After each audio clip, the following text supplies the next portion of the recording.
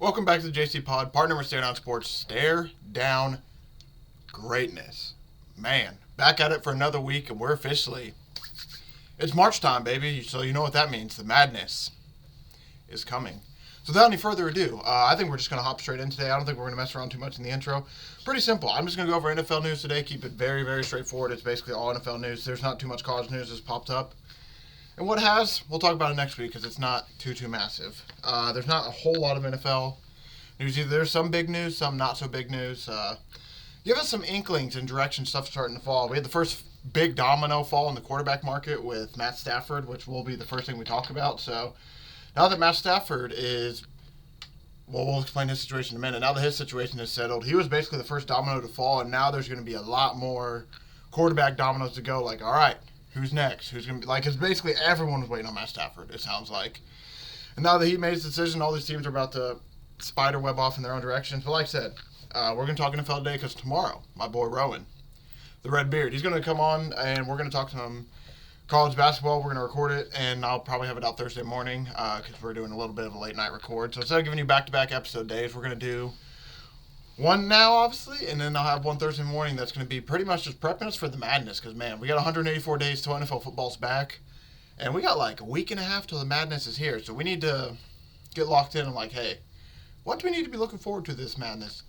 Who are the teams that we need to watch out for? Who are the Cinderellas? Who are the teams on upset watch right away in the first round? Like a lot of stuff like that. But before we get to there Thursday, like I said, we're going to keep it pretty simple. We're just going to go over some NFL news today. So like I said, we're going to start off with the Matt Stafford situation. He's staying with the Rams on a restructured deal. No money has been announced just yet, but basically it's going to be disclosed within the near future. According to... I actually don't know who reported this, but they apparently he was around $90 to $100 million for the Giants and the Raiders. Both these were 2-year deals. So it's basically not enough money to where he was like, yeah, I probably should leave the Rams. And obviously with how much money Matt Stafford's made in his career, money isn't the ultimate decision. So it seems like that $90 to $100 million wasn't enough of a pay raise for him to be like, yeah, let me uproot my family. Let's get out of L.A. So Matt Stafford stayed in L.A. And now there's rumors that the Giants are looking to get Aaron Rodgers, which we'll see if that ends up happening. I don't know why he would go to the Giants unless it's the only place he could start. But so yeah, like I said, the first domino has fallen. Matt Stafford is officially back with the Rams, which now makes it, like I said, where a lot of these other quarterbacks are slowly going to start to fall in place as teams evaluate, like, all right, who do we need? Who's out there? What should we do? Especially teams like the Titans and the Browns who can't even afford to pay a quarterback, but probably are one of the most needy quarterback teams. So we're going to be interested to see what they do. You got teams like, said, the Titans, who they go veteran route and let Will Levis try one more season, or do you draft a quarterback in Cam Ward or Shedeur Sanders? But yeah, like I said, I think it's only like a 1 or 2 year deal that they restructured. So it's going to be interesting to see if he stays all 2 years, if this is like a 1 year thing and they have him bridge quarterback. We'll have to see. Like I said, Giants are showing interest in Aaron Rodgers. I don't know, though. I mean, the New York Jets announced that they intended to release Rodgers after 2 seasons. He missed nearly all 2023, as we know, with the Achilles issues.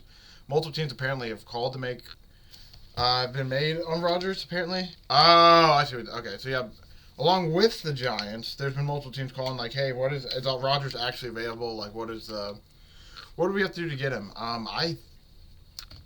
Let's see. In addition, number 3 I forgot they were number 3 as well. Apparently, Tommy DeVito's the only quarterback on the Giants roster. Drew Lock and Tim Boyle on restricted free agents. So I mean, I just don't see why Rodgers would go to the Giants. I don't. I don't even know. Why would you not draft one of the top 2 QB Team Cat? But I do think the reason that Rodgers might be the one thing I can see Rodgers being a decent fit for is they basically the Giants draft the rookie at 3 overall, say it goes Abdul Carter, Travis Hunter, and then they get Cam Ward at 3. If they sit Cam Ward for a year behind Rodgers, wouldn't be a horrible thing. But I don't know, Rodgers to the Giants just seems like a weird fit unless it's literally to, like, prop up a rookie and let a rookie sit back for a little bit and get ready. But yeah, past that, I don't know. Rodgers to the Giants doesn't seem too likely. The Raiders are expected to investigate, apparently, Russell Wilson, Justin Fields, Sam Darnold after Matt Stafford went to the Rams. I'm shocked this is the team. The Steelers aren't, or sorry, I'm shocked the Raiders aren't a team going after Aaron Rodgers, especially with. Because, I mean, they're going after everybody else. Why not throw Aaron Rodgers on the list? But that would be an interesting QB room we'll have to see, just like I said. Russell Wilson, Justin Fields, Sam Darnold are all interested in the Steelers. I mean, the Steelers are a weird team as well. That feels like no matter who they get, unless it's Sam Darnold, they sign him to like a 4 or 5 year deal, something like that. I would assume like a 4-year deal. It seems like whoever they're going to get is probably just going to be a bridge guy again for another season or two. So when it comes to Steelers quarterback situation, this is, like I said, unless they get Sam Darnold, this just feels like, yep, we're putting the position for another year or two. We'll get a guy who's good, not great, and hopefully we can be decent. But with all three of those, even with Sam Darnold, I don't know if that's going to propel the Steelers into like, yes, now I think they can win 2 or 3 playoff games. Looking at this team, I kept saying Steelers. It's the Raiders. I mean, the Steelers are basically in the same boat, but Raiders are even more, I can't believe I said it. So I said all that for the Steelers. Now let's talk about the Raiders. When it comes to the Raiders with all that, it's even more worse.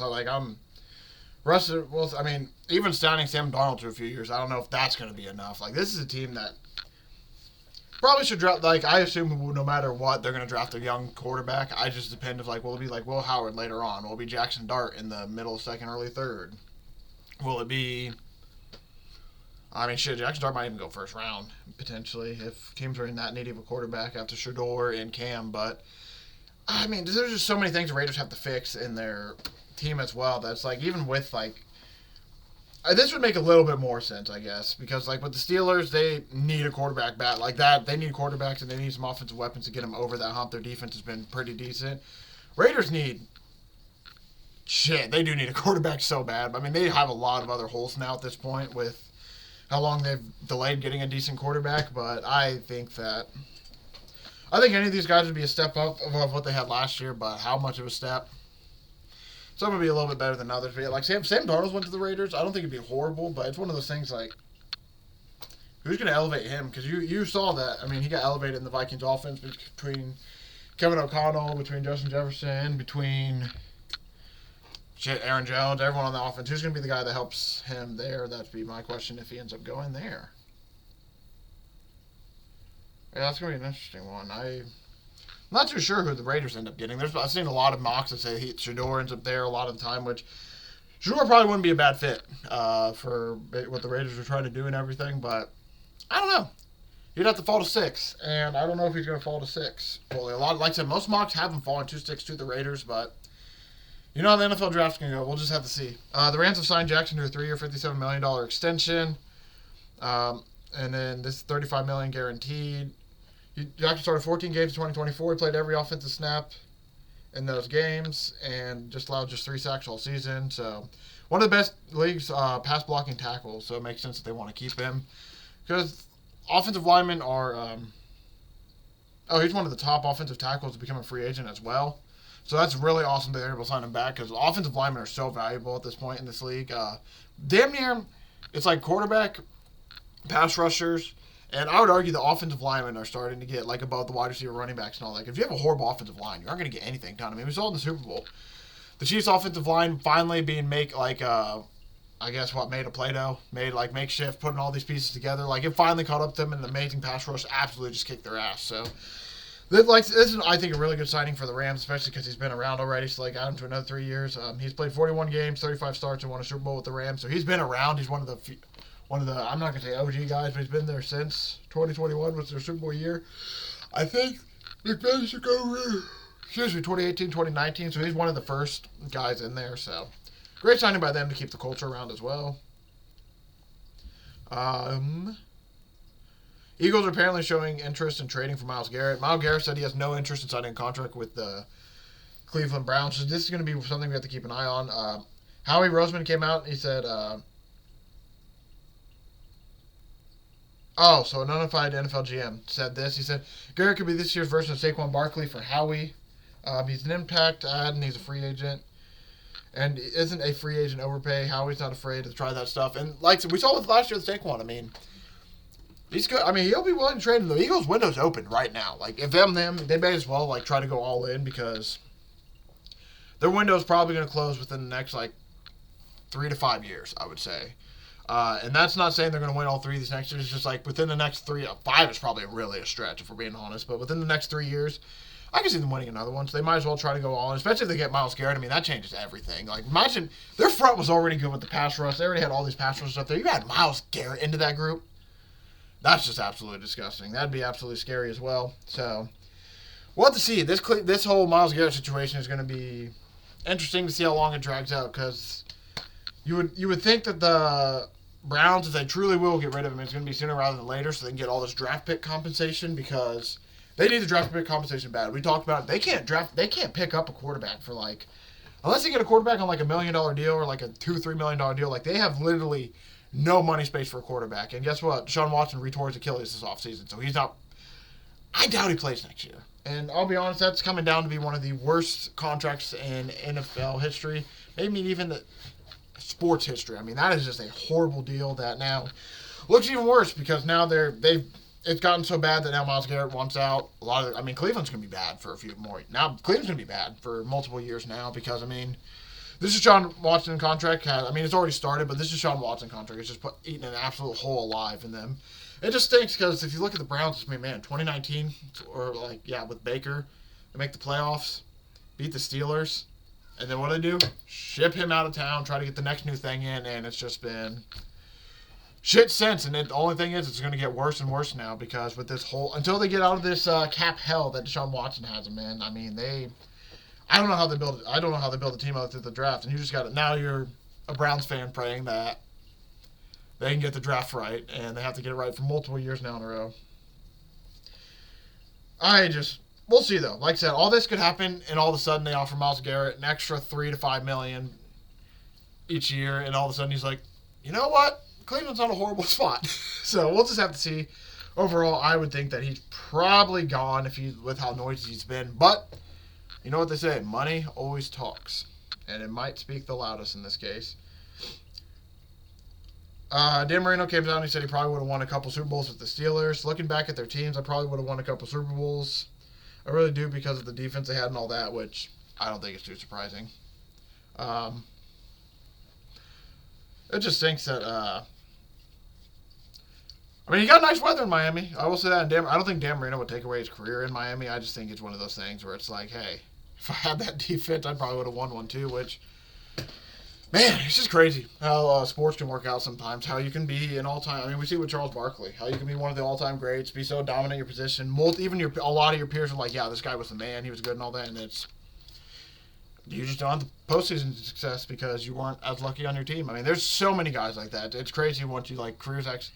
Because it's crazy, there's guys like that with Dan Marino who, like I said, Hall of Famer, no doubt, all that, and you're sitting here like, man, that guy couldn't win a Super Bowl. And then there's guys like George Karlaftis who got drafted to the Chiefs, and in 3 years he's been to 3 Super Bowls, won 2. It's just like, man, sometimes it's just a matter of situation and when stuff happens and all that, and it's just like, man, sports, basically. It's just like, wow. Sports can be truly wild and how it can work out. And for example, for Jason Kelce, and this whole Travis Kelce retiring thing, Jason Kelce's come out and said he kind of regrets retiring, because guess what? He retired, very next year, they won a Super Bowl. That's another Super Bowl that Kelce could have had on his resume, but he retired a year early. And literally, it's one of those things where it's like, I think he would have been, he could have played half the season. They could have put, I think Jurgens was the backup in, and I don't think too much would have changed, because Jurgens played that well this season. So it just goes to show you that, man, sometimes it's all about timing, and sports can just be a little bit weird. I think we talked about Debo getting traded to the Commanders. I don't remember if we did on my show or not. This is a massive trade. The Commanders got for a 5th-round pick. That was it, which is insane. I would give up Debo easily for a 5th-round pick. That doesn't seem like I said, if it's 4th, 3rd, 2nd, you can kind of understand, he's a little bit older. He's only 30. Maybe they don't do it, but 5th-round pick, not too bad at all. And they need help in the wide receiver room, because now, their wide receiver room's stacked. You got Debo Brown.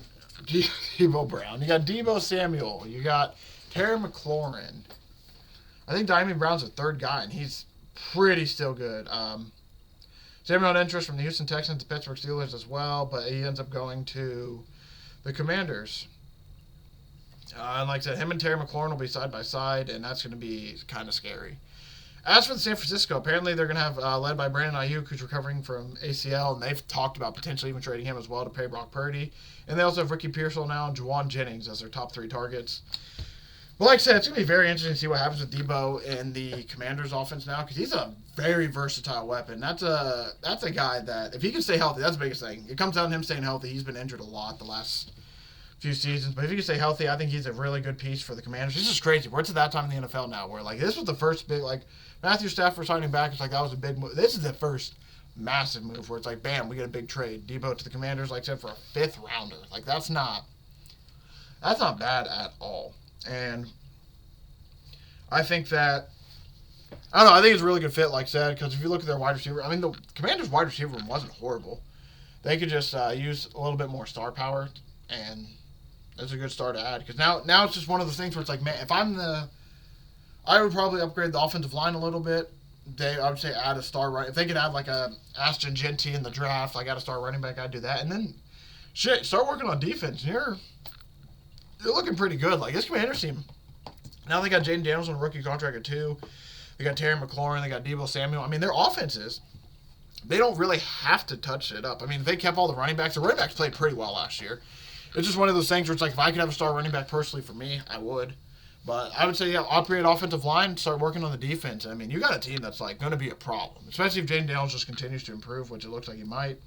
Dak Prescott's supposed to be healthy for the opener. I'm not going to put a timeline on it, but I'll be ready for the first game when anything matters and very, very ready. Feeling good. I'm doing more and more. The last 2 weeks have been a huge progressor for me. What did he have I can't remember what he had done. What happened to Dak? Did he tear his I actually can't remember. I remember he missed most of the season, but I can't remember what it was from. Like, at the end of the year. Tore hamstring off the bone. That's right. I totally forgot about that. That was crazy. The way, just his reaction to the injury and everything like that. I was trying to remember, I'm like, man, what did he do? Torn hamstring off the bone. Man, totally forgot about that. And the Cowboys are, like I said, he shouldn't be healthy by the time they get into the season. But, man, the Cowboys are running that shit back with a whole new offensive coach and basically everybody. Just goes to show you, man, I don't know what the Cowboys are doing, but I don't know if they're, I'm not going to say they're being ran, like, improperly, but they got some stuff to work on because, yeah, they have a lot of holes to build. We'll talk about somebody there franchise tagging, which I think is actually a really good move based on, like, the depth they have at these positions, but I don't know, man. Cowboys feel like they're going to start getting a little bit worse before they start getting better at this point, and it just feels like they need a change. Like, and to this point, I don't know what that change is. I don't know what they would fix. Like, is it, there's just so much to fix at this point. That's why I'm like, I don't know where you begin. Tyreek Hill promises best year yet to Dolphins fans. As you know, we talked about a little bit last week. He's going into wrist surgery that he probably should have had last year, but he held it off, and then he just had a horrible season. So, will be interesting to see how he plays coming off that and being another year older as well. Top offensive line prospect, 4.98 for Will Campbell. That's not bad. That's pretty good. I'm not going to lie. 4.98 for how big of a guy he is. That's not bad at all. Cowboys plan to franchise tag Odigizua. Osa Odigizua, they're going to franchise tag him. The tag would be worth $25.1 million, and the team has extensive talks with him over the past 2 months. Fowler added, no final decision has been made for the Cowboys. All teams have until 4 p.m. Tuesday to franchise tag a player, so big franchise tag day today. We are going to see a lot more of that, so when I come back on next week, because like I said, we're going to be talking March Madness with my boy Rowan probably Thursday, so next week I'll probably be talking a lot of the, hey, this guy got franchise tag, these are who all got franchise tag, because mind you, if they get franchise tag, they can still get traded. It's just you have to assign your franchise tag by the state. So it's going to be interesting to see what teams use it, what teams don't. So that'll be something fun to talk about next week. The Jets are expected to release out if no trade partner is found, which is, by the way, shout out to the Raiders for getting out of this deal and everything. They got a player, a pick out of it, and they don't have to pay all this money. I think he's owed like $36 million, something like that. I mean, he's owed a shit ton of money, and it's just a matter of where's he going to go? It seems like, obviously, they're going to release him at this point. I don't know anybody who would trade with him, and it feels like he's just going to go wherever Aaron Rodgers goes. Adams will at this point. He's kind of outside of his mouth been like, yeah, going back to Green Bay would be cool, just like finish his career there. But at the same time, it's like, I don't know, it just sucks because Devontae Adams is so good. You would think he would just like a star quarterback would want to go with it. Like, you would think like Josh Allen, for example, the Bills, be like, hey, I want to go there and play with Josh Allen, or hey, I want to go play with Patrick Mahomes in Kansas City. But we'll have to see. It seems like he's going to go probably where Aaron Rodgers goes at this point, and if not, I don't know who's going to pick him up. There's probably going to be a good amount of interest in him, I assume, because he still looked like he had some life in his legs last season. And even with how bad Aaron Rodgers was in moments, it looked like Adams was having pretty decent games. Isaiah McDuffie is reportedly signing a 2-year, $8 million deal with the Packers. He started all 17 games for the first time in his career this past season, 25 years old. He ranked second with 97 combined tackles. He had 3 tackles for loss, a forced fumble, and half a sack. He was going to become a free agent this season, and along with Packers' other guy, Eric Wilson, he doesn't have a new contract. Wilson doesn't, but McDuffie does. He drafted in 2021, 6th round out of Boston College. And I think this is a good extension because I think, if I'm not mistaken, the DC for the Packers, I believe that McDuffie was there when this DC was at Boston College, so as a head coach. So I think it's a good signing, keep one of the guys in the system, and I don't think this is a bad player at all. They signed him for $8 million. I think this is a good. I think it's a good deal. You're paying $8 million for a guy who was solid for you, and that can keep the position filled until you maybe find somebody who's slightly a bit better. Darius Slay's going to be released from the Eagles. He'll be designated post-June 1 release. They'll say the Eagles $4.3 million in cap space. The Slay was set to make $13.7 million, and then its release will incur a $9.5 million dead cap charge for the Eagles. Darius Slay already came out and pretty much said he's the only one to want to play for the Lions or the Eagles. Those are his 2 homes. So we'll see if he doesn't sign to the Lions. Good chance that the Eagles will sign him by midseason again. He's probably going to be retiring, because he said, whatever they want to do, I might re-sign back. Hopefully, if it ain't, we'll see what I'm doing, because I do want to play one more year for sure, Slay said. So like I said, my assumption he's going to sign either a 1 or 2 year deal with the Eagles on a way restructured contract that's cheaper, or he'll sign a 1 year deal with the Lions, finish his career with the Lions, and probably call it. I wouldn't be shocked if he does come back on a restructured deal with the Eagles, though, try to win back-to-back Super Bowls and then call his career there. But we're going to have to see, because like I said, he said those are 2 teams he'll play for. We'll see if anything else changes after that. Apparently, McVay said the Rams never got close to trading Stafford. Been sleeping better these last couple of days, he said to The Athletic.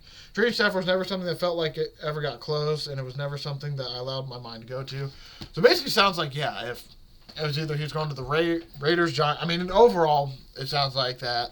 There's nothing that was too convincing to Matt Stafford to be like, yeah, I'm probably going to leave L.A. I'll just go back to the other coast and, go to maybe Vegas, go to Giants. Sounds like none of that was anywhere close to happening. Patriots apparently kicked the tires on potential Metcalf trade. The team was weighing the ripple effects of making the player they're unfamiliar with the highest paid player on the team, which sounds like it's not going to happen now. Seattle has openly made Metcalf available for trade, but he's entering the final season of a 3-year, $72 million extension he signed in 2022. The cap hit for 2025 is $31.8 million. Sheesh. I assume Metcalf will probably stay for another year, and then free agency, that's going to be a very, very interesting story. It's weird, though, Metcalf, for how big and strong he is. It's just so weird. He's had some games where it's like, man, this guy's a fucking dude. Like, he is awesome. He's really good. And then there's other games where it's like, is that guy 5'7", 170? Why is he? I don't know. It's a weird year. It's a weird career for DK Metcalf. Also doesn't help this quarterback situation that he's had, and Seattle has not been the best. It's not been horrible, but especially the last few years with Geno. I'm not going to sit here and act like Geno's a horrible quarterback, but he's not Patrick Mahomes, Josh Allen, anything like that. So it's going to be a weird career like that for DK Metcalf. It's going to be interesting to see what happens this next season, because I don't know if the Seahawks are going to extend him or not. He's a receiver making big money. He's 27 years old. He's starting to hit that 30 age where all NFL teams start to look the other direction, especially when it comes to skill positions. So that's going to be a guy to keep an eye on. Shout out to Jimmy Johnson. He's retiring from Fox NFL coverage after 31 years, which is crazy. I'm 25 years old, turning 26 this year, and this dude's been covering football at Fox longer than I've been alive. So shout out to Jimmy Johnson, but awesome guy to learn under. I'm not going to act like I specifically sat and learned under him, but just hearing him talk and actually learn some of the ways he explains things, learning the way he's processing things or thinking about things was very, very interesting, and it was always insightful, so it's nice to see. Shout out to Jimmy Johnson on one career. I will say, though, I watched a lot more game day than I did Fox NFL coverage, but shout out to Jimmy Johnson, who had one hell of a football career, not only at coaching, but in broadcasting. Javon Holland apparently is not expected to be franchise tagged. Holland finished a career low 62 tackles in 2024. He just had a rough year overall, but I'm assuming if they're going to franchise tag him, they're going to try to make him a deal, and because he had a rough year, they're going to try to short him a couple dollars and then franchise tag somebody else. I just don't know who they're going to use a franchise tag on. I don't know who's even available for the Dolphins to use it on, so it might be something I need to look at, and figure out. T. Higgins, franchise tag for the second straight year.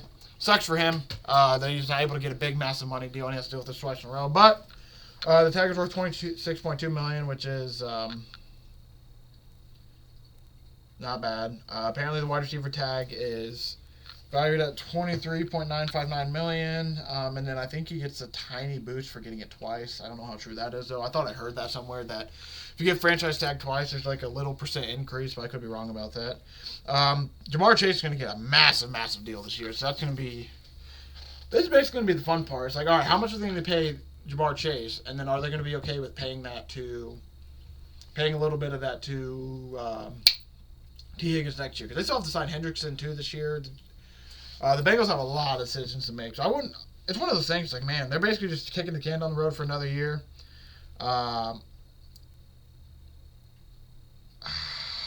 Just sucks. It's like one of those things where you want to sign those guys because they're Joe Burrow's guys. Joe Burrow's played amazing with both those guys, but at the same time, your defense is so bad that it's like you might have to sacrifice one of those positions to get the upgrade on defenses that you need. And then if you do that, I mean, they already lost Tyler Boyd in the Joe Burrow era, which wasn't a horror. He's not an amazing wide receiver, but he's still really good when he was there. So it's just going to be, what are they going to do with T. Higgins now? Is he going to be gone? Is he going to stay after this upcoming season? What's going to be gone? But they do at least have him under the franchise tag, and there's still a chance, like I said, they might want to trade him if they don't want to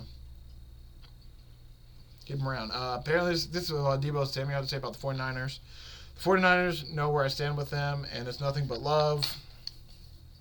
He said on X, love John Lynch, love Kyle Shanahan to death, no bad blood, in no way, shape, or form. They know I'm more than appreciative of everything they have done for me as a player, as a man, nothing but love. And that's awesome to see. That wasn't too bad, but it's going to be interesting to see. Shout out to him for real, man. I'll keep being professional about it, just being like, hey, it's business, this is how it happens. And this one wasn't too messy, so shout out to both sides for keeping it relatively clean, because we have seen some trades in the past that have gotten super messy between teams, and teams don't talk to other players. So it's nice to see that this was one of those ones that wasn't, even though he was getting traded, like it wasn't being disrespectful or anything like that.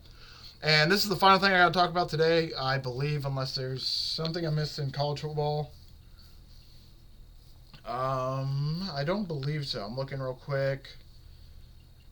Yeah, I think we're good. Apparently, the NCAA is going to propose changing a timeout, charging a timeout if a player goes down with injury after the ball's spotted. This is for all those, basically players going down to kill momentum and all that, and faking injuries. Like, that's going to be a big rule they're looking at. That's going to be interesting. North Carolina will be on HBO's Hard Knocks. That should be fun. Ewers declined, apparently, a lucrative deal to go to NFL and stay with Texas as well. So, like I said, there's nothing too big. I just want to bring up some of that. Ewers didn't have a horrible day at the Combine either. Apparently, he had a lot better day than I think a lot of people were expecting, which goes to show that that boy probably was a little bit more hurt than he was putting on those last 12 games. And then Will Howard, another big name of the Combine who did not have the best of days. So that's going to be interesting to see what happens with him, because there was a nice little buzz growing. There was some guys, especially in the media too, that were pushing him to be like big thing. And then he had a rough pro day, so it's interesting to see. Well, he's a national champion. He had a rough Combine. It's going to be interesting to see how he does at his pro day. The pro day could save him a little bit. He's already a national champion. He's proven it on the field. It's just one of the things now where they're like, let's see what they've taken away from the Combine. And like I said, last thing I want to talk about, Vikings unlikely to franchise tag Sam Darnold. However, the Vikings are still interested in re-signing Darnold, who's slated to become a free agent this year. Obviously, Darnold would have made $40.2 million guaranteed if he was franchise tagged. Which is him franchise tagging. Who are they going to franchise tag, and where is Sam Darnold going to end up? Is he going to stay with the Vikings? Are the Vikings going to move on from him and try to franchise tag another player that they're trying to keep around for a little bit longer? I don't know. That's really the question I have when it comes down to that. What's the biggest move that's going to be made now? With the Vikings are, like I said, Matt Stafford, that domino's fallen now. It's like watching all these other dominoes. The next big one's probably going to be probably is going to be Sam Darnold unless one of these other veterans gets signed. It's going to be like a who's going to be in the Sam Darnold sweepstakes and who's going to win the Sam Darnold sweepstakes this offseason. Thank you all for watching. Thank you for the report. Really do appreciate it. Nice little easy day today. Just a light little bit of NFL news. Not too long of a day. Like I said, Thursday's probably going to be pretty decently long. We're going to go with my boy Rowan, and probably there's like 5 core things I want to talk about when it comes to March Madness, so that'll probably take us about an hour. You know how that goes. But it should be really, really exciting. It's going to be a lot of him just preaching to the choir, man. Just telling us, hey, this is what to watch out for in Madness. Like I said, I'm not going to get into too much. Like I said, just tease it a little bit. But it should be really, really exciting. And that's how we're probably going to finish out this week. And the next week, hopefully, I'm going to try to have him on. I need to talk to him maybe once a week for the rest of March Madness to basically just, at least once a week, just to kind of be like, hey.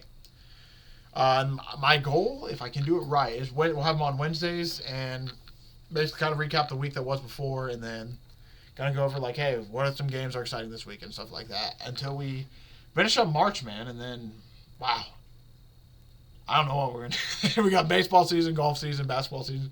It's just crazy, man, truly, because it's already March 4th. Like, not only is it already March, it's March 4th. Like, these days are really starting to fly by, and man, now we're only, 184 days away till the NFL season when it was just like 200 a couple days ago.